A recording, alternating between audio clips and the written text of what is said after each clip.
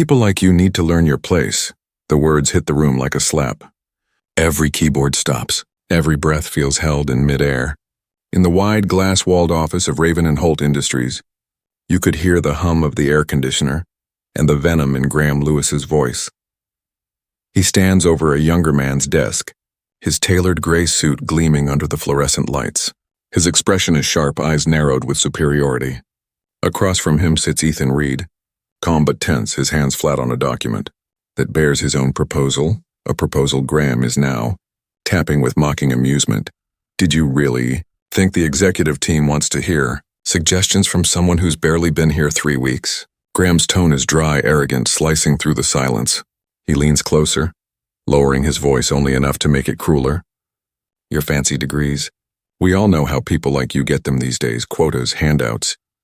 A few soft gasps ripple through the room. No one dares look directly. Ethan's jaw tightens, his pulse steady. His eyes rise to meet Graham's. Crystal clear, Ethan says quietly. I know exactly what my place is. Graham smirks, thinking he's won. But in that single calm reply lies a promise, one that will shake his entire world. 2 weeks earlier, morning sun reflects off the polished glass towers of downtown Portsmouth City as Ethan Reed steps through the revolving doors of Raven and Holt's headquarters. He walks with quiet confidence, not arrogance, but purpose. At 32, he carries himself like someone who's earned every line on his resume. 2 master's degrees, a spotless record, and a career that already turned heads in the industry. In his hand, a simple leather folder. Inside it, carefully written notes and strategies about Raven and Holt's upcoming campaigns. To everyone else, Ethan is just another senior marketing strategist joining a growing firm. But the truth, known only to 2 people in this entire skyscraper, is something else entirely. The head of HR, Laura Jensen, greets him with a bright smile. Welcome to Raven and Holt, Mr. Reed. We're thrilled to have you on board. Her words carry warmth, but also the faint weight of knowledge. She knows his secret. Ethan nods. Thank you, Ms. Jensen. I'm looking forward to contributing. Because Ethan Reed isn't just any new hire.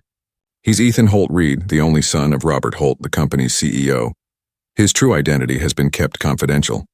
His application went through standard hiring channels. His resume never revealed his family name. Every interview was done blind. Only Robert and Laura know the truth. Ethan could have started as an executive.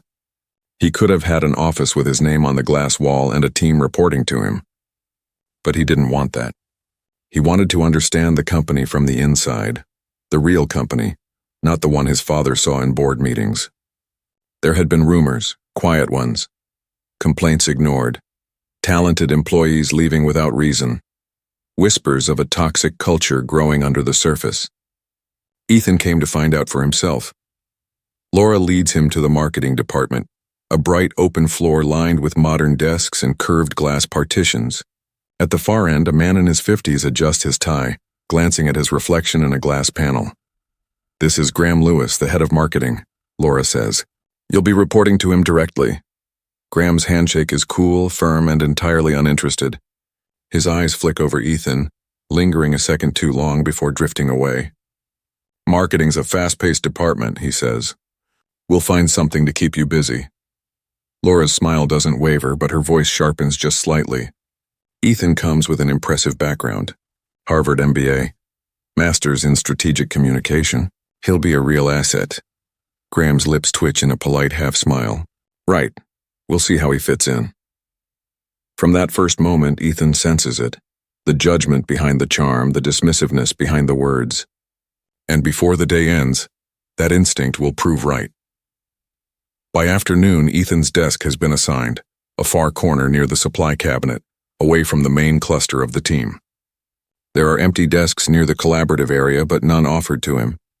When introduced to colleagues, Graham's voice is a little too casual. This is Ethan, our new strategist. He'll start with some basic tasks before we see how he does. Ethan smiles, shaking hands, meeting polite but wary faces. Later that same day, another new hire arrives, Ryan Carter, a young white man with less experience and fewer credentials. Graham himself walks him around the office, introduces him to the team with genuine enthusiasm, even calls him our new creative mind. He gives Ryan access to a key client project on day one.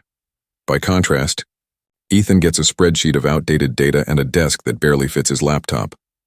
That night, in his apartment overlooking the river, Ethan opens a private journal. His writing is neat, deliberate. He records everything, the tasks, the interactions, the tone, the silences. He writes not just as an employee, but as an observer of culture. Then his phone buzzes. "Ethan," his father's voice comes through. "How was your first day?" "I'm in," Ethan replies. "And you were right to be concerned." He doesn't elaborate. He doesn't need to. Robert Holt knows his son well enough to hear everything in those few words. Over the next week, the pattern becomes impossible to ignore.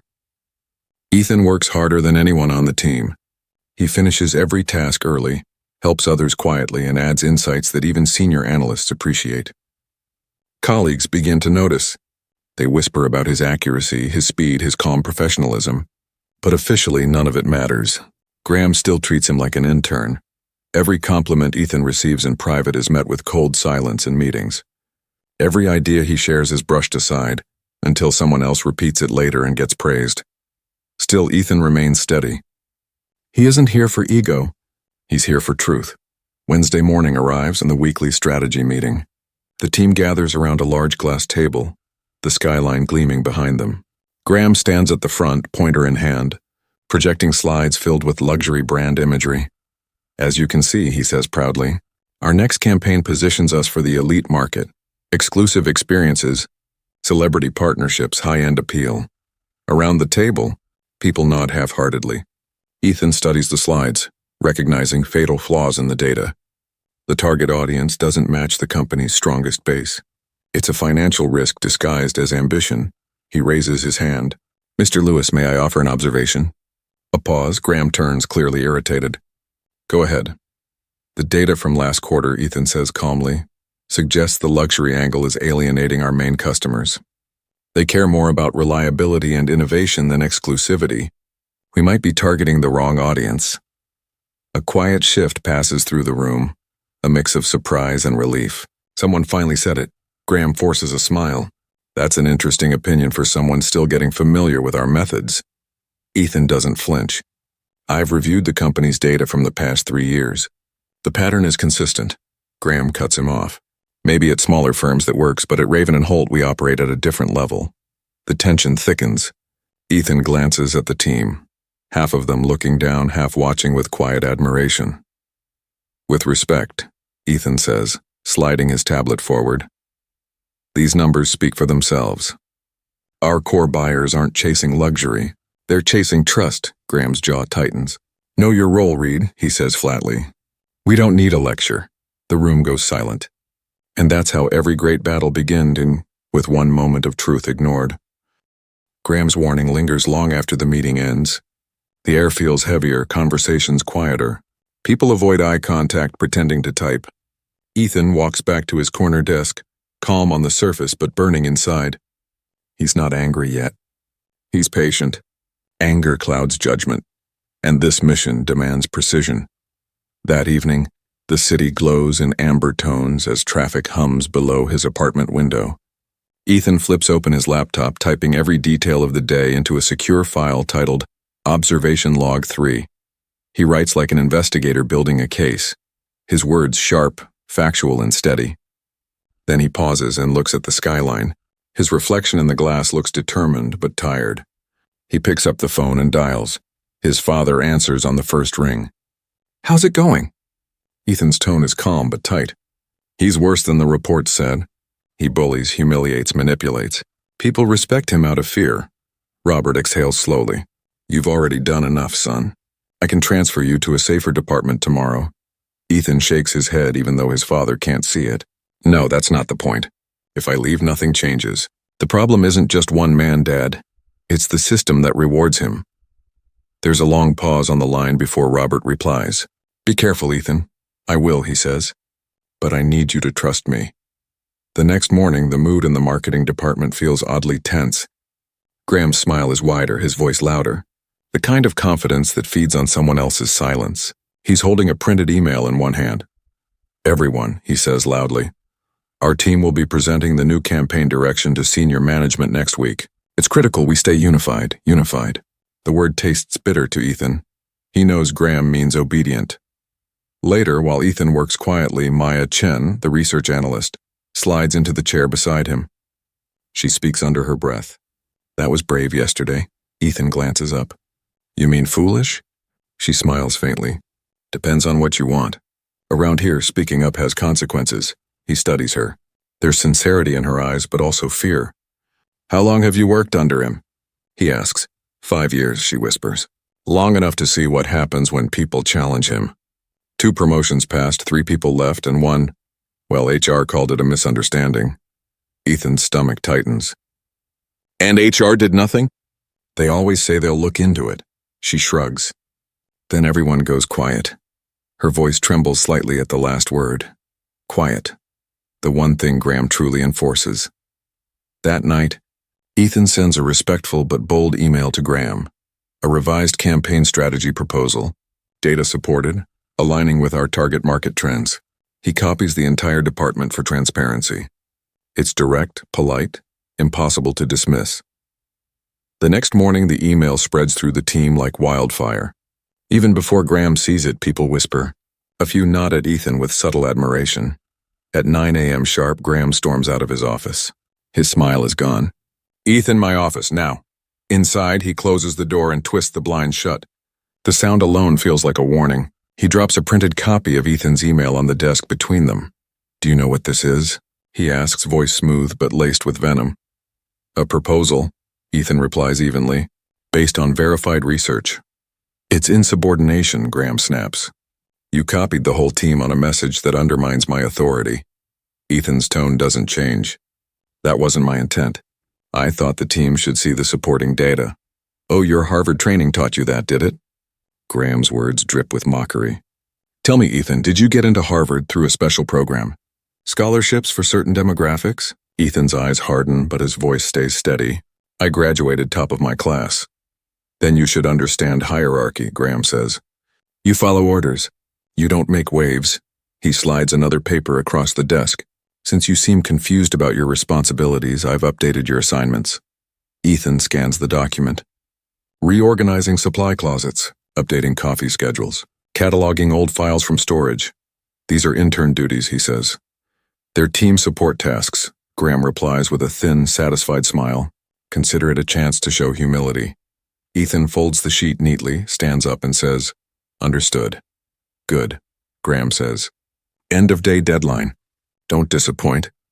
As Ethan leaves, he hears laughter from the hallway. 2 managers are chatting. Had to put the new guy in his place, Graham says. Entitlement's contagious these days. Ethan steps slow, but he doesn't turn around. He just listens, memorizing every word, every inflection. His calm now hides something sharper. Strategy.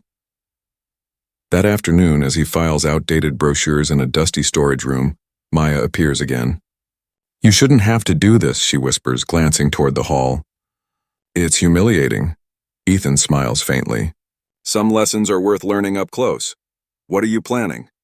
She asks. He looks at her with quiet conviction. Change. That night, Ethan calls his father again. I need access to HR complaint data. Anonymous, last 15 years. Robert hesitates. Ethan, I'll handle it discreetly, Ethan says. But I need to know how deep it goes. His father's silence says everything. Then he finally answers. You'll have it by morning. Ethan spends the night reviewing the files. 15 years of buried complaints. Patterns of harassment, discrimination, manipulation. Names repeating. Graham Lewis appearing over and over like a watermark of abuse. He leans back, eyes burning from the screen's glow. It's worse than I thought, he murmurs. And that's when he stops investigating one man and starts preparing to expose an entire system. The next morning, the team gathers again. Graham is cheerful, too cheerful. He acts as though the previous day never happened. But Ethan notices his nervous energy. There's fear under the arrogance.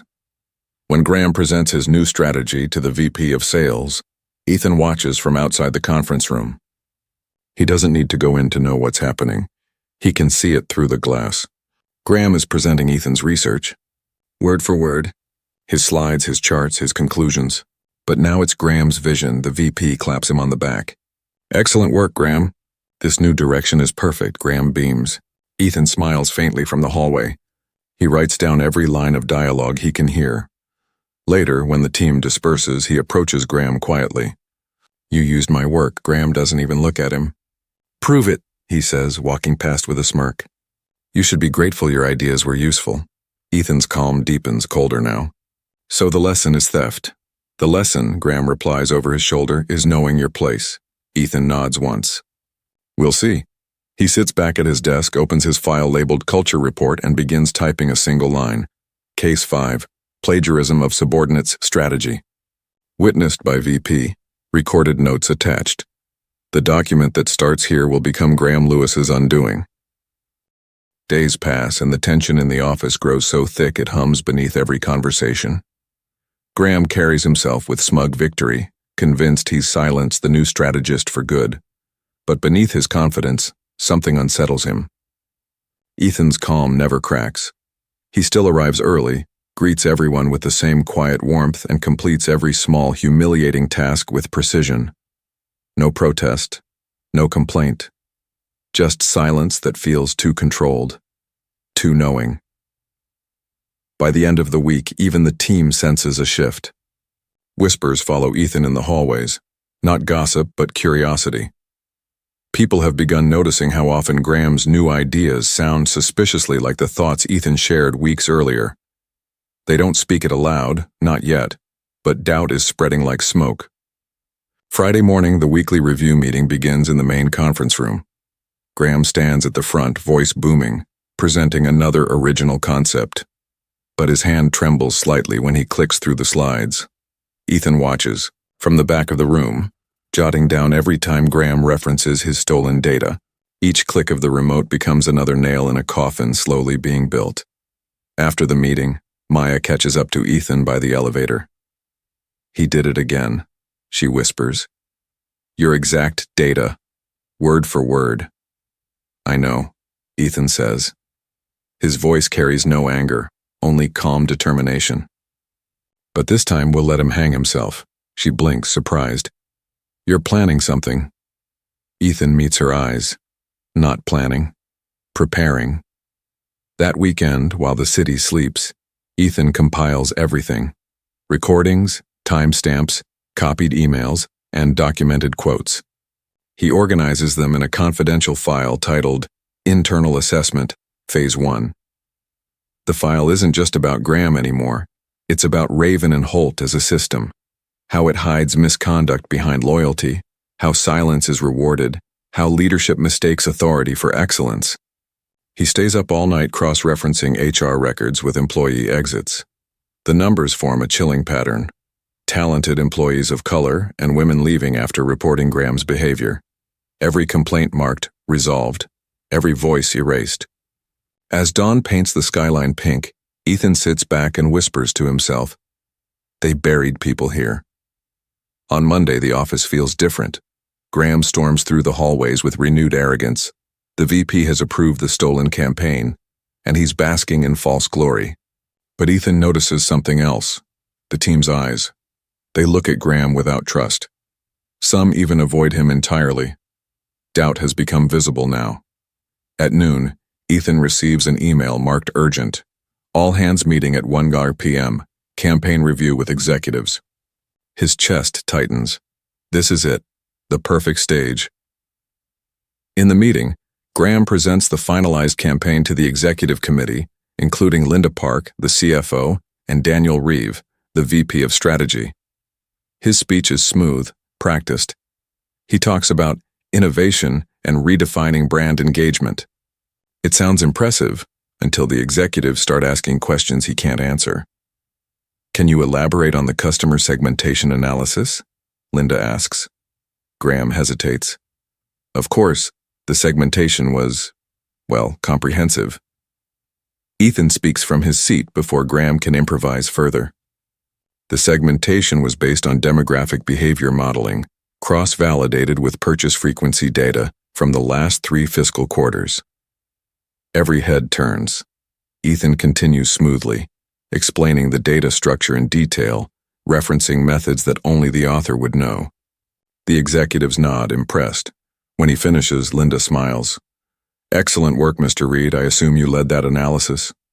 Before Graham can intercept, Ethan answers quietly, I did. The silence that follows is heavy and sharp.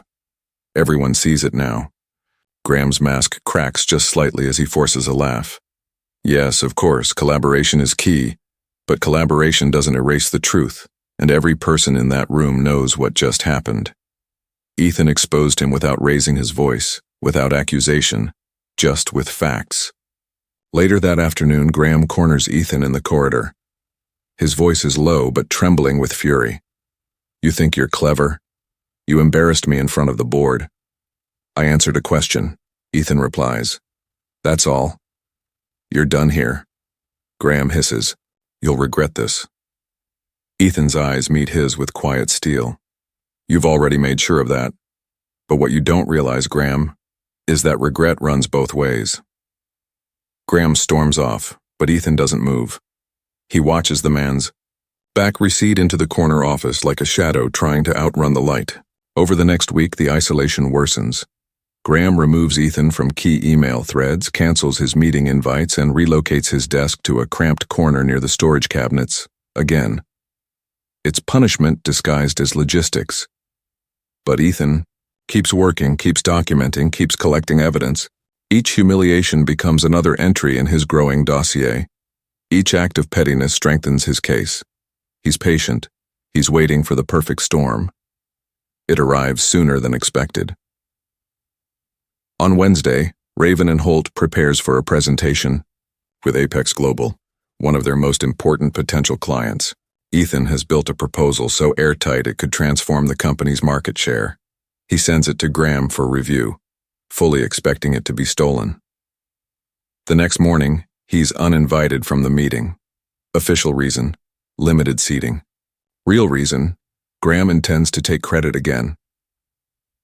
From the supply closet where he's been relocated, Ethan watches through the glass walls as the meeting unfolds. Graham stands before the Apex team, presenting Ethan's strategy as his own. He hits every data point perfectly, because Ethan wrote it. But when the Apex CEO begins asking technical questions, Graham falters. This consumer journey analysis, the CEO asks, who developed this model? It's exceptional. Graham smiles tightly. Our department works collaboratively, but I guided the concept personally. Ethan closes his eyes. He doesn't need to hear more. The lie is complete. After the meeting, he walks back to his desk, opens his report, and types a new section. Case 9. Intellectual Theft. Client Meeting. Apex Global. Witnesses present. Outcome. Misrepresentation under oath of partnership. He hits save, then whispers, You just wrote your own resignation, Graham. That evening, Maya knocks gently on his cubicle wall. They all saw it, she says softly. People are talking, even Ryan looked sick. Ethan nods. Good. The truth's better when it spreads on its own. What are you going to do? She asks. He glances at his laptop, the cursor blinking beside the words Phase 2, Exposure Plan. Something that can't be buried this time. The next phase won't be quiet. It won't be private. It will be a reckoning that no one in Raven and Holt can look away from. Thursday morning breaks with a heavy stillness in the air, the kind that feels like the moment before a storm. The office hums with low whispers. Everyone has heard the story by now. How Graham took credit for the Apex proposal and stumbled under pressure. How the client's CEO asked for the person who built the model. No one says it out loud, but everyone knows it was Ethan. When Ethan steps into the office, eyes follow him. Not with pity, not with curiosity, but with quiet respect. He doesn't acknowledge it. He just walks to his desk, opens his laptop, and starts typing. Line by line, his report expands, each word a seed of consequence. Across the room, Graham slams his office door shut. The blinds snap closed. He's unraveling. His anger no longer hides behind professionalism. By mid-morning, he calls for a meeting, summoning the entire marketing team to the conference room. He begins with a tight smile that fools no one. I know there's been some confusion about the Apex presentation, he says. Let's clear it up. Collaboration is about shared ownership. No one person gets the credit. Ethan watches him calmly. Shared ownership, he repeats softly. Does that mean shared truth too? The silence cuts deeper than any accusation. Graham's jaw tightens. You've been disruptive since you got here, he snaps. This isn't about truth, Ethan, it's about teamwork. I agree, Ethan says. But real teamwork doesn't erase contribution. Maya looks down, hiding a smile. Others exchange quick glances. The tension hums like an exposed wire. Graham ends the meeting abruptly, pretending control. But control is already gone. After the meeting, Ethan walks to the break room. Maya joins him, handing him a cup of coffee. He's losing it, she whispers. He's afraid, Ethan replies. Fear always hides behind power until someone shines a light. He looks out the window. His reflection stares back, focused, unshaken. Tomorrow, he says quietly, we stop hiding. That night, in his apartment, he finishes what he started. His report is no longer just a collection of incidents. It's a full investigation. 12 documented cases, internal data cross-referenced with HR records, transcripts of meetings, and a list of witnesses. He encrypts it and sends a single copy to Laura Jensen, the head of HR, the only person besides his father who knows who he really is. Attached is a short message. For immediate executive review. Meeting required at 9 a.m. tomorrow. Please bring legal counsel. When he hits send, he exhales slowly. The choice is made. There's no turning back. The next morning, he arrives early. The floor is quiet, only the soft hum of computers filling the air. He's dressed sharply, dark gray suit, navy tie, calm composed. As the clock nears 9, Laura arrives with 2 people he's never met. One from corporate law, the other from compliance. Graham notices them through his office window. His face pales. At 9:01, the department meeting begins. Ethan takes his seat as usual. Laura stands at the front of the room. Good morning, everyone, she says, her voice steady. We'll be joined shortly by senior leadership. Before anyone can react, the glass doors slide open. Robert Holt, the CEO, steps in. Conversations die instantly. Even Graham goes rigid, the color draining from his face. Robert surveys the room, his gaze landing on Ethan for just a fraction of a second. It's subtle, but it says everything. Then he turns to Graham. Mr. Lewis, we'll be reviewing some concerning matters regarding your management practices. For transparency, we'll do this here with your team present. Graham's voice cracks. Sir, this isn't necessary. It is, Robert says. It's long overdue. Ethan opens his laptop and connects it to the screen. The room fills with evidence, emails, reports, complaint summaries. No narration, no embellishment. The truth speaks for itself. Lines of text showing favoritism, discriminatory remarks, stolen credits, retaliations. Every head turns toward Graham. Every pair of eyes that once looked away now sees clearly. This is absurd, Graham sputters. You can't believe this, Laura interrupts quietly. We verified the documentation. Every claim matches archived data. Graham's composure shatters. This is a setup. He provoked me. Ethan looks at him evenly. No, Graham. I gave you chances to do right. You chose this. The room is silent except for the sound of Graham's breathing. Then Robert steps forward. Mr. Lewis, your employment is terminated effective immediately pending formal investigation. Security will escort you out. Graham's shoulders slump. His voice drops to a desperate whisper. You can't do this. I've been loyal for 20 years. Robert's expression hardens. Loyalty without integrity isn't loyalty. It's rot. Security enters quietly. Graham looks around the room, searching for someone, anyone, to defend him. But no one does. He's let out in silence. After he's gone, Robert turns to the stunned team. Change begins today, he says simply. Ethan will be working closely with me and HR to rebuild this department. Every process, every policy. If you've been silent because you were afraid, that silence ends now. For a moment, the room is utterly still. Then someone starts clapping. It's Maya. Others join. The sound grows, filling the space with something it hasn't held in years, relief. Ethan's eyes meet his father's. No words are needed. Justice has spoken for both of them. But in Ethan's mind, this isn't the end. It's only the beginning. The rot he found in one department runs deeper through the company's bones. The next months will test not just his resolve, but the entire culture of Raven and Holt. That night, as he walks out of the building, rain begins to fall. It's light at first, then stronger, washing the streets clean. He looks up, rain streaking across his face, and whispers, Tomorrow we rebuild. Weeks pass, and the company feels different. The tension that once ruled the air has been replaced with curiosity and hope. People speak more freely in meetings. Doors that used to be closed now stay open. The walls once lined with silent competition begin to echo with collaboration. But change, Ethan knows, isn't just about removing one man. It's about rebuilding trust from the ground up. Every morning he walks through the office before anyone else arrives, just to feel the stillness. He watches sunlight spill through the glass walls and imagines a workplace where no one fears being seen. He's now officially the Director of Culture and Strategy, a role created to ensure no one like Graham ever rises again unchecked. At first, not everyone trusts him. Some of the older staff whisper that his reforms are too idealistic. But as weeks turn into months, results start to speak louder than doubt. Complaints that were once ignored are now logged, tracked, and resolved. Team meetings focus on solutions rather than blame. For the first time in years, promotions are earned, not promised. One afternoon, Maya walks into his office holding a stack of reports. She smiles. You should see this. Productivity's up by 12% since the restructure. Employee retention's rising fast. People actually want to be here. Ethan takes the papers, glances through them, and nods. This is what fairness looks like, he says.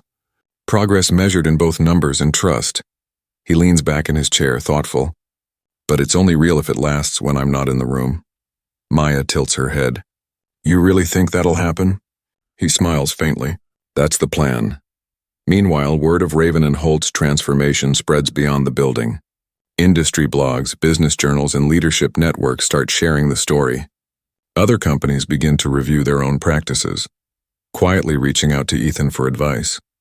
The company's reputation shifts from scandal to standard bearer. Not everyone welcomes the attention.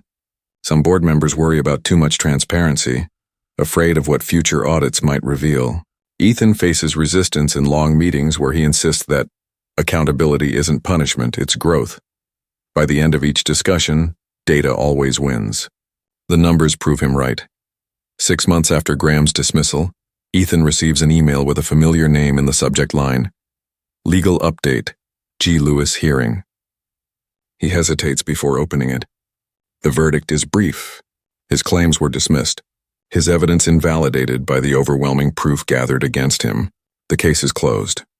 Ethan stares at the screen for a long moment, then closes his laptop. There's no satisfaction in revenge, only in what follows it. That afternoon, Robert calls him to his office. The large corner room still feels imposing, but something has softened in its atmosphere. Family photographs now sit on the shelves where corporate awards used to be. Robert gestures to the seat opposite him. The board finally sees what I see. You've done what no outside consultant could have. Ethan smiles faintly. We did it, Dad. All of us. Robert studies him for a moment. You know, you could have skipped all this. You could have started at the top. Ethan shakes his head. If I had, I never would have understood what was broken. Robert nods slowly, pride softening his face. Then maybe it's time you start thinking about the top for real. Ethan laughs quietly. Let's fix the foundation first. The roof can wait. In the months that follow, the changes continue to ripple outward. Departments collaborate across divisions that once competed for credit. A new policy introduces blind review for promotions and projects. Names removed until the final selection. Fairness becomes measurable, not theoretical. But the most powerful change is invisible. People begin speaking freely. During one team session, a young designer stands up, nervous but determined. If I'm honest, she says, before this I never thought someone like me could lead here. Now I know I can. The room falls silent, then fills with applause. Ethan doesn't join in immediately. He just watches, a quiet pride warming his chest. That one sentence means more than any charter percentage ever could. A year after Graham's downfall, the company hosts its annual meeting. This time the energy is electric, not forced. Employees fill the atrium, standing shoulder to shoulder, their laughter echoing off the marble floors. Robert opens the event with a brief speech, then calls his son to the stage. Ethan steps up, adjusting the microphone. He looks out at hundreds of faces, familiar, hopeful, strong. A year ago, he begins, someone told me to know my place. His voice is steady, carrying across the crowd. They meant it as a warning, a way to keep me small. But today I want to redefine those words. He pauses, letting the room breathe with him. To know your place isn't to stay quiet. It means understanding your worth. It means realizing you belong wherever your integrity and effort take you. No more ceilings. No more chains disguised as loyalty. The applause begins softly, then builds until the entire atrium vibrates with sound. People aren't just clapping for him. They're clapping for themselves for every silent victory that led to this moment. When the noise finally settles, Ethan smiles. We didn't build a new company. We built a new kind of company. One where place isn't given, it's earned. As he steps down, Maya meets him at the edge of the crowd. You did it, she says. No, he replies, looking around. We all did. Later that evening, as the lights dim and the building empties, Ethan returns to his office. He looks out at the city beyond the glass, the skyline gleaming under the night sky. On his desk sits a small plaque, a gift from his team. Simple words engraved in silver. Your place is where you stand for what's right.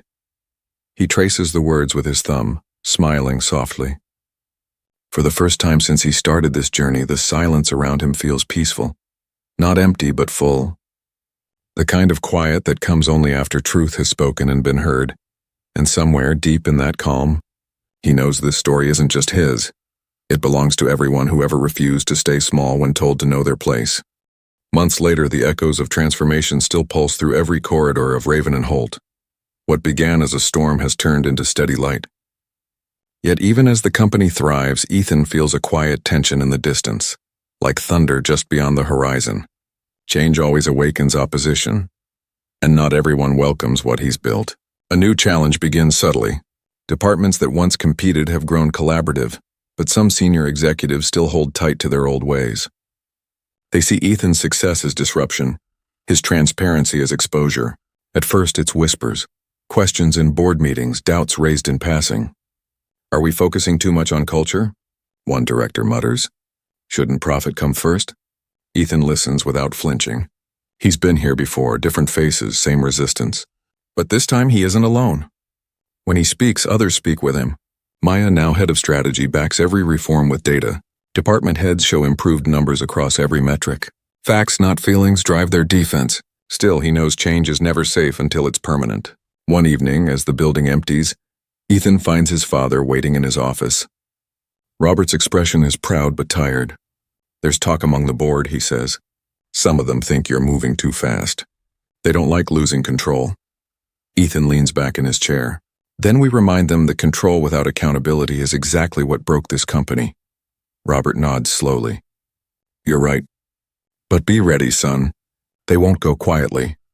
The next morning, the confrontation arrives. The board summons an emergency session. The wood-paneled conference room feels colder than usual, the air heavy with calculation. Ethan enters with his team, greeted by polite smiles that hide sharpened intent. Mr. Reed, begins Harrison Cole, one of the senior board members. We appreciate your reforms, but the pace of your initiatives concerns us. We're a business, not a social experiment. Ethan folds his hands calmly. Then let's talk business. Productivity up 20%. Retention at a 5-year high. Innovation index doubled. Culture isn't an experiment, it's the engine of profit. Harrison's lips thin. And yet investors grow uneasy with all this exposure. They preferred discretion. Discretion buried 6 complaints, Ethan replies softly. Discretion protected corruption. I'm not interested in going back. A murmur ripples through the table. Robert watches silently, letting his son lead. Ethan continues, voice steady but fierce. Raven and Holt became stronger because we stopped pretending. You don't protect a company by hiding its flaws. You protect it by fixing them. For a moment, the room is silent. Then Lawrence Chen, the youngest board member, speaks up. He's right. The numbers don't lie. Ethics didn't weaken us, they saved us. The tide begins to shift. Supporters emerge one by one, their courage strengthened by Ethan's certainty. Even the skeptics realize they're cornered not by emotion but by evidence. Finally, Harrison sighs, folding his papers. Very well. Proceed with your reforms. But understand, Mr. Reed, the future you're creating will demand more of everyone. That's the point, Ethan replies. Growth always demands more. The meeting ends not with applause, but with quiet acceptance, the kind that follows realization. Later that night, as he walks out of headquarters, the city glows like molten gold under the setting sun. The glass towers reflect his reflection 100 times over. He stops at the front doors and looks up. The company's name gleams against the sky, stronger now because it no longer hides behind illusion. He thinks of Graham for the first time in months. Where that man is now, he doesn't know, but he hopes in some distant corner of his life, he finally understands what Ethan tried to show him, that real power never comes from dominance. It comes from dignity. The next morning, Ethan holds the final piece of his reform, a new mentorship program launching company-wide. It pairs senior leaders with rising employees from all backgrounds. Not symbolic, but substantial. The program's name sparks whispers throughout the building. 2 words that once wounded now stand for hope. Know your place. At the launch event, hundreds gather in the atrium. The energy is electric. Robert stands beside his son but lets him speak first. Ethan steps forward, microphone in hand, his eyes sweeping across faces that once looked afraid and now shine with belief. Some words were once used to limit us, he begins. They told people to stay small, to be grateful for less. But knowing your place doesn't mean knowing your limits. It means knowing your value. Your place is where your honesty lives. Your place is where you refuse to bow to fear. He pauses, the room perfectly still. Every time you speak the truth, every time you choose integrity over comfort, you claim your place. And together we've proven that no one gets to define it for you. The applause that follows feels like thunder, real, unrestrained, alive. It shakes the walls not with noise but with meaning. After the event, Maya finds him near the window overlooking the city. "You've changed everything," she says quietly. Ethan smiles. "No, we just remembered what right looks like." She nods, eyes bright. "Do you ever wonder what comes next?" He looks out over the skyline where dawn has started to break, soft light spilling between buildings. "Next," he says, "we make sure this never fades." As the first rays of sunlight touch the company's logo, Ethan stands in silence, feeling the weight of everything that led here. The humiliation, the fight, the loss, and finally the rise. The story that began with an insult has become a revolution. He takes a slow breath, letting the moment settle into memory. Then he smiles, not the smile of victory but of peace. Because true justice doesn't roar, it endures. And now so will he.